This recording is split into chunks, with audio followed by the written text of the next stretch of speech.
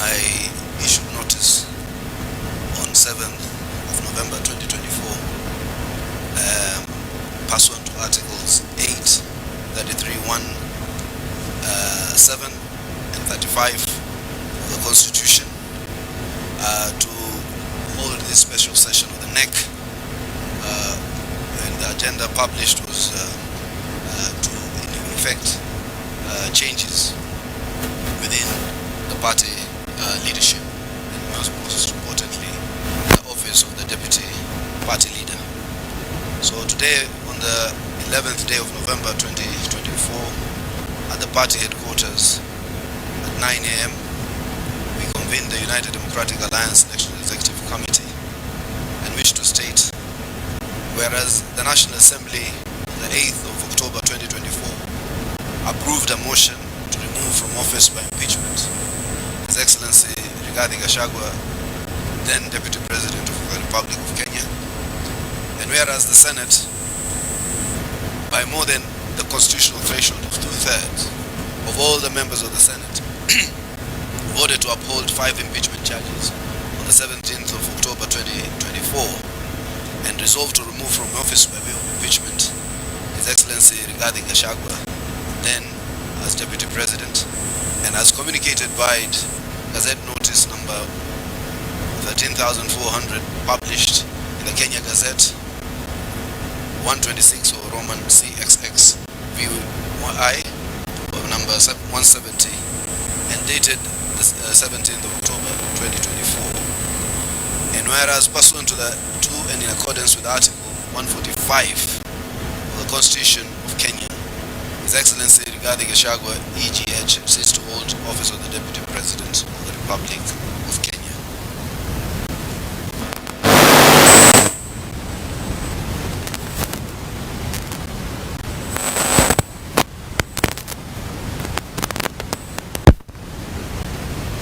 Article 24(3) of the UDA Party Constitution and in exercise of powers conferred by Article 8.2 of the Constitution of the United Democratic Alliance Party, the National Executive Committee notes that by virtue of the resolution of the National Assembly and the vote of the Senate and by operation of Article 75(3) and 145(7) of the Constitution of Kenya, as read together with Article 8.2.19 of the UDA Party Constitution, His Excellency Kindiki Gachagua is unable to perform the duties of the office of the Deputy Party Leader and subsequently ceases to hold office as Deputy Party Leader.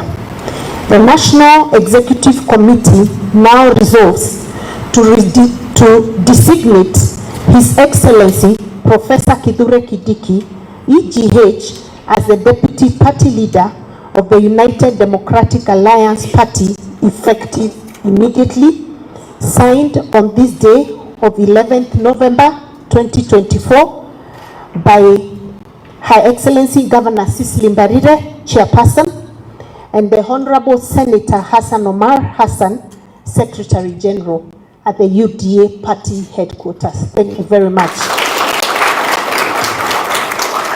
So, Your Excellency, you may remain seated. Your Excellency, sir, I now wish to declare you the official Deputy Party Leader of the Democratic Party, United Democratic Alliance, starting immediately, and I wish to hand over the instruments of that office to yourself, sir. If you could kindly come forward.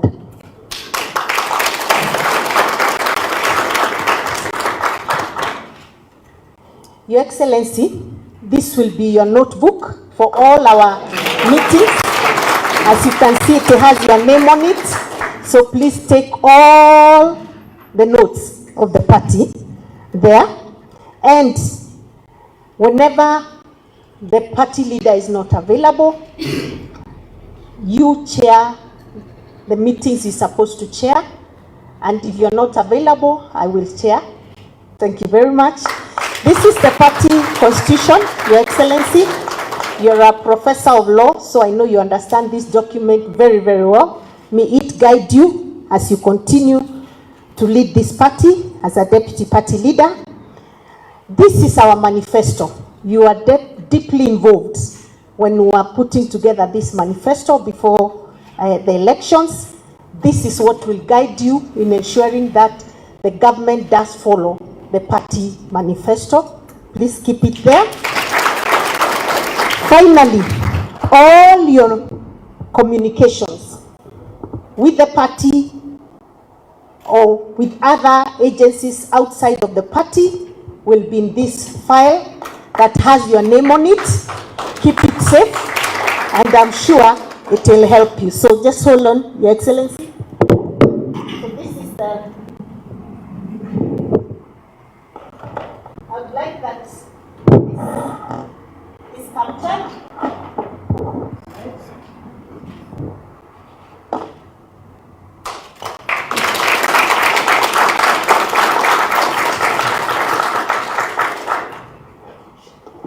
Sir, it is now my honor and pleasure to welcome you to take the seat of the Deputy Party Leader of the UDA Party.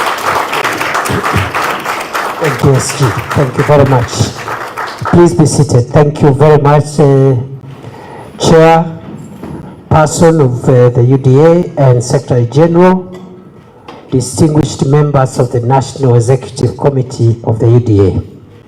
It gives me pleasure today as I give thanks to the party and to the Almighty God for the privilege to chair, or rather to assist this party in serving as the deputy party leader. The last few weeks have been momentous as we went through the constitutional and judicial processes that have led to the change of guard in the office of the Deputy President of the Republic. And therefore, I must thank you as the party organ that is responsible for steering the day-to-day activities of the party.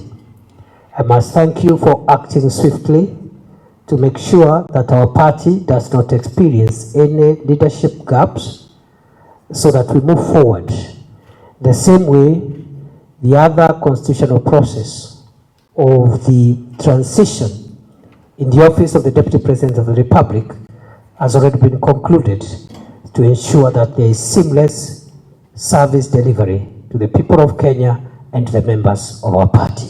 Thank you very much.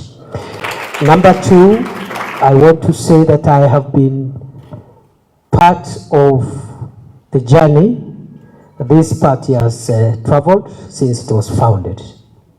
I am a proud member of the UDA, and therefore my first responsibility is my responsibility as a loyal party member of UDA, which I have been in the past and I intend to continue being, because all of us are members of this family called UDA, and it is what has made us what we all are outside the context of this meeting.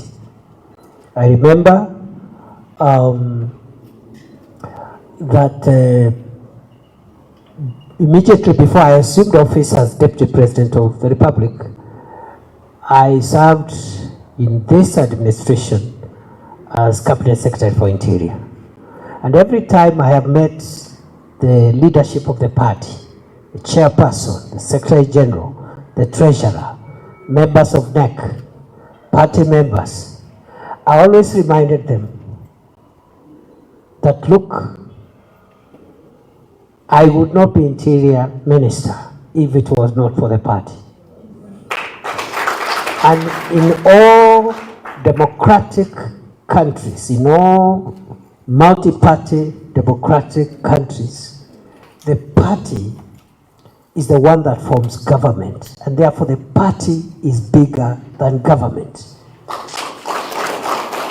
The head of state and government is the party leader first before being president, because he is a product. He holds that office by virtue of the party. And therefore, I am very clear in my mind what we need to do as a party going forward. Of course, the second role, which has been bestowed on you again with a lot of humility this morning, I accept, other than being a party member, to now serve as deputy party leader.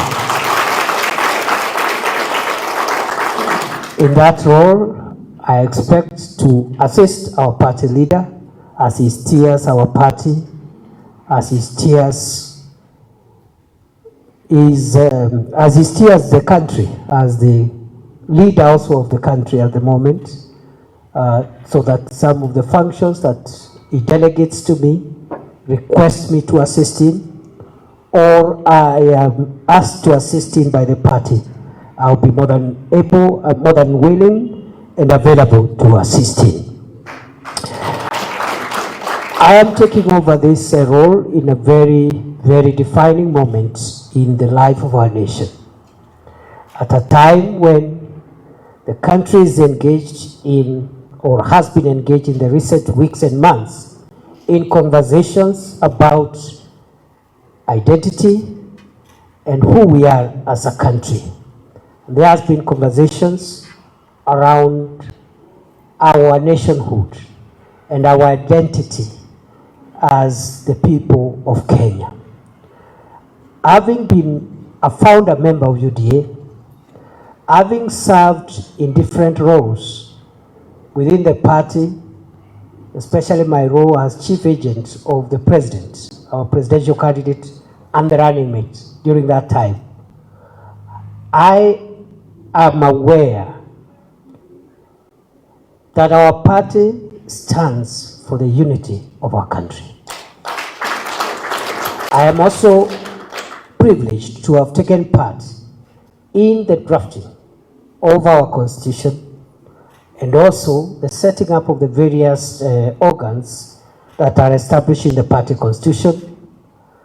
I have also been privileged to be part of the team that put together the manifesto of our party.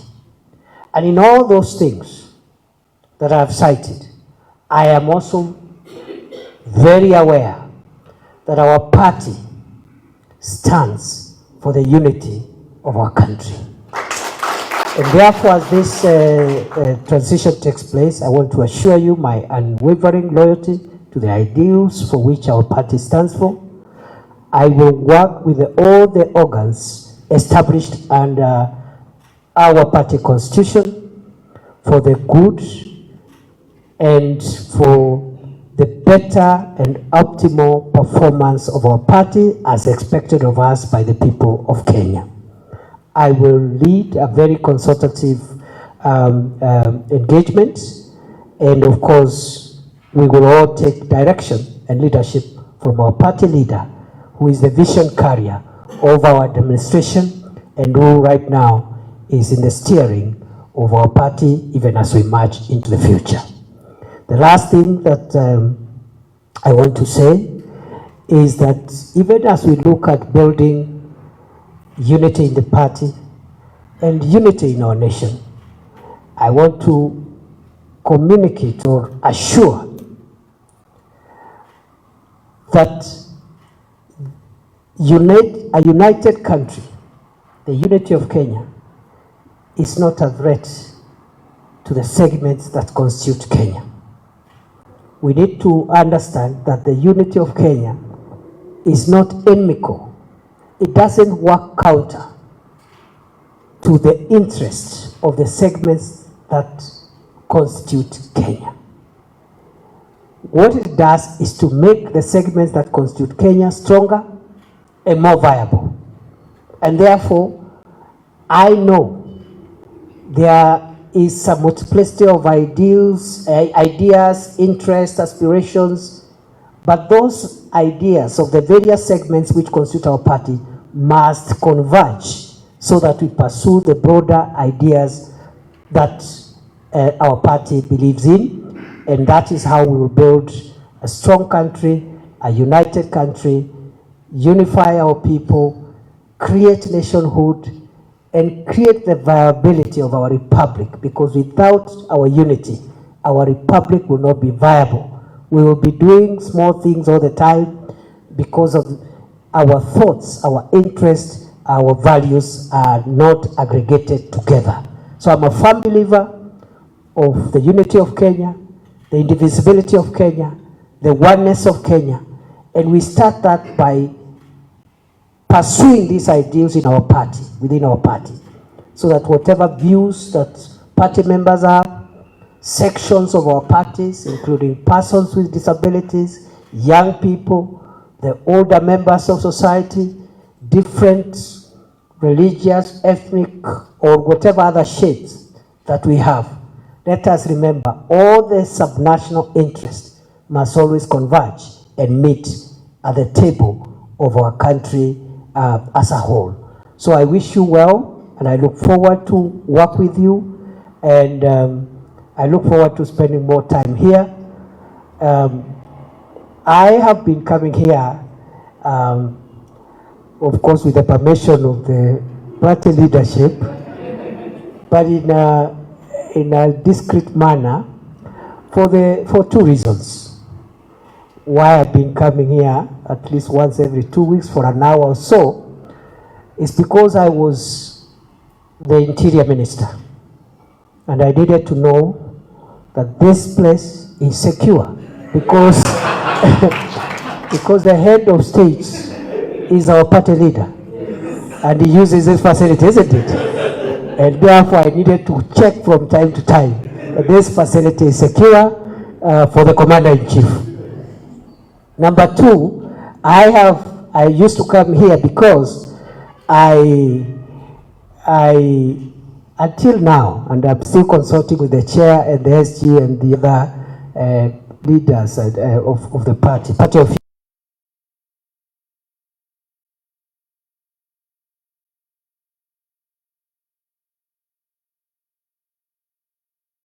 I hand over to the next chief agent. So I will be advised by the party how we go about that.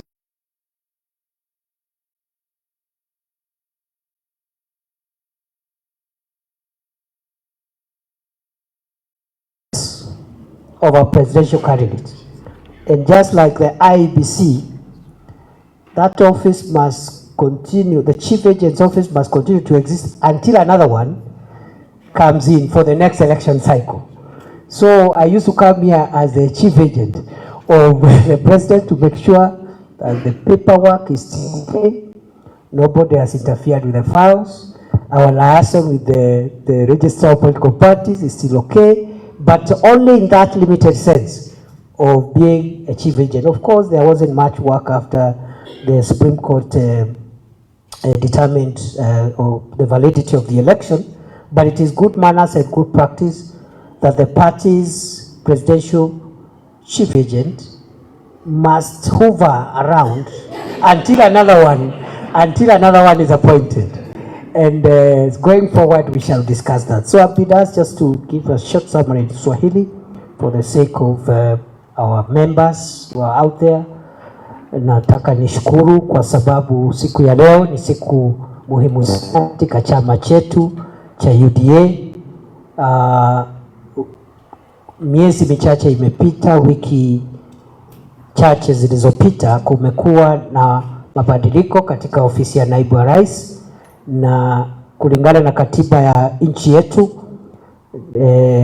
na shughuli ambazo zimefanywa na bunge la kitaifa, bunge la seneti na mahakama zetu, utaratibu ambao umefuatiliwa umeleta mabadiliko katika ofisi ya naibu wa rais. Nataka nishukuru chama chetu cha UDA vile vile kwa kuharakisha mabadiliko ambayo itawezesha chama kuendelea, kusikue na mwanya katika taratibu na uongozi wa chama.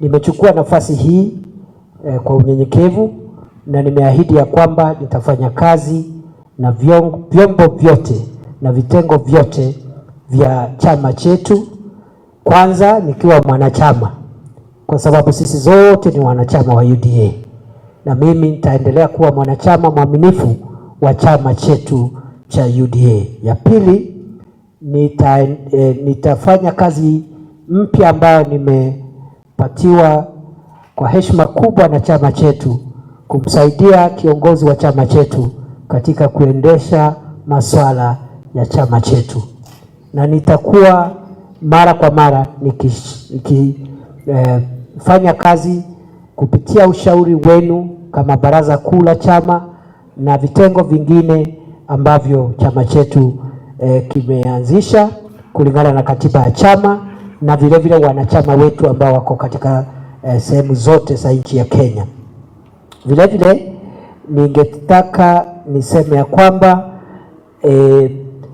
chama chetu lazima tukitie nguvu, lazima tukiwezeshe. Kuna masuala ambayo bado lazima tuyaendeleze kiwemo jambo la kusajili wanachama. We need to register more members, and therefore I'm going to be part of the drive that is ongoing and try to put our minds together with the party officials, the party leader, so that we can increase our numbers, the membership numbers. That registration of members is a very important thing that we must continue with. The second exercise is, of course, the elections, the grassroots elections that have been going on. We will again, under the leadership of our party leader and consultations with the party organs, make sure that we proceed with that process of completing grassroots party elections. Tukimalizia ni kusema ya kwamba mimi vile vile ninaamini ya kwamba chama kiko na nafasi nzuri katika kuimarisha demokrasia katika taifa letu la Kenya. Na chama kulingana na katiba yetu ndio kinaleta serikali. Serikali zinaletwa na chama. Chama ambacho kinashinda uchaguzi ndicho kinaleta rais, mawaziri na vyombo vingine na vitengo vingine vya serikali ya kitaifa. Kwa hivyo chama chetu ni chombo muhimu cha demokrasia, na mimi nitashirikiana na wanachama wetu na maafisa wa chama na mkuu ama kiongozi wa chama chetu kuhakikisha kwamba tumeimarisha chama chetu kupitia nguvu ili kiweze kudumu kwa miaka mingi itakayokuja. Kwa hayo mengi nawashukuru sana. It is an honor and privilege for me to assume this office today. And I don't know what is the next thing, Chair. I stand to be guided so that I can now, you can tell me what next. Thank you very much and God bless you. Thank you so much, Your Excellency, the Deputy President and the Deputy Party Leader.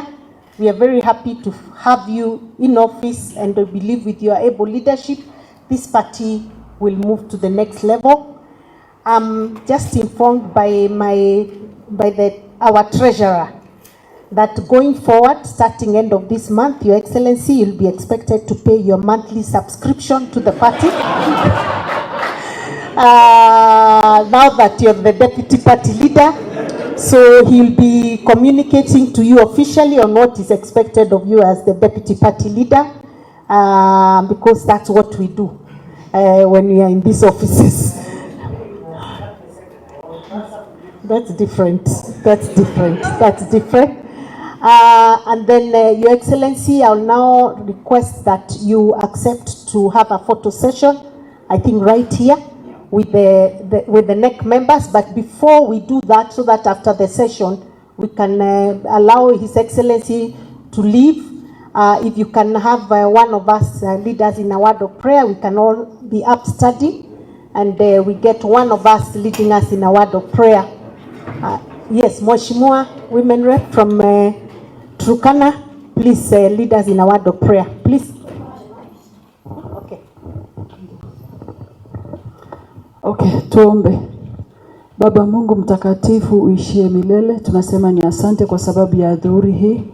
Baba, tumeshukuru sana kama officials wa NEC wa UDA. Tangu wakati tulianza tulikuita, umekuwa pamoja nazi wakati tulianza hadi tamati. Mungu wetu, tumeshukuru kwa kumleta naibu wa rais wetu mpendwa ambaye amefika mahali hapa, amechukua kwa udogo wake sana hii nafasi yenye tumempea kama deputy party leader.